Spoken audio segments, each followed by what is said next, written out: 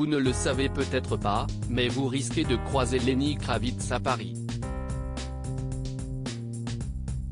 Ayant fait l'acquisition d'un hôtel particulier somptueux dans le 16e arrondissement de la capitale, l'artiste avait ouvert les portes de son palais aux journalistes du Parisien. Baptisé Villa Roxy, le magnifique hôtel particulier de 1500 mètres carrés de Lenny Kravitz avait été visité par les journalistes du Parisien en 2011. Une demeure qu'il a acquis en 2006 et dans laquelle il passe une moitié de l'année avec une gouvernante peu commode. Le temps de descendre quelques marches et nous voici dans la chaufferie. En tout cas, ça y ressemble. Lenny Kravitz en a fait un boudoir, avec petite table et bougies. Si est-il là qu'il reçoit ses hôtes du jour. Cette maison est très spacieuse, explique-t-il. Mais si est-il bien d'y garder un peu l'esprit du ghetto. Cette pièce si est-il un peu mon ghetto à moi. Si est-il le seul endroit où l'on peut marcher en chaussures. Ici je reçois des amis, on écoute de la musique, on discute, on boit du bon vin. Un grand lustre en cristaux Swarovski, une toile de Jean-Michel Basquiat, des carnets griffonnés par John Lennon et bien d'autres trésors hors de prix et des photos de Duke Ellington ont ébloui les journalistes présents ce jour-là.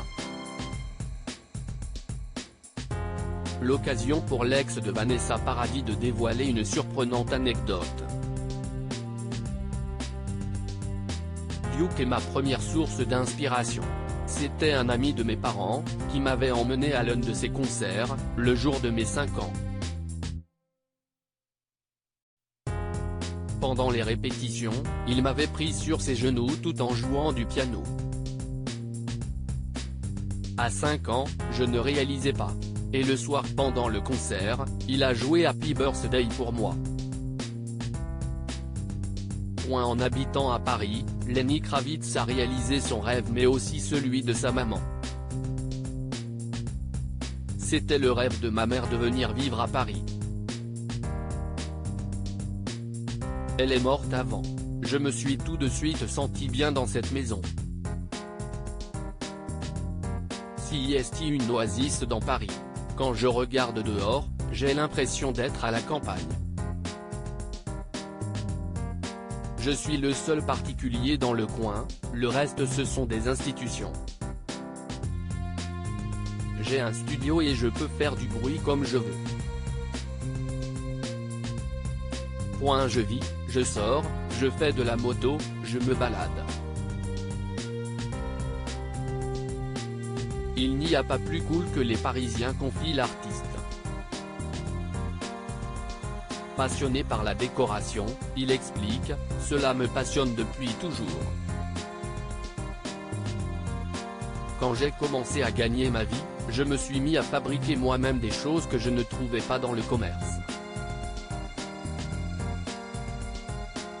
Il a même été invité par Philippe Stark à décorer un hôtel à Miami. Baptisé bien sûr Villa Roxy, voire Diaporama. On a un projet en commun sur un hôtel de luxe à Miami. Philippe m'a demandé d'assurer la décoration du dernier étage et de la suite présidentielle. A-t-il confié.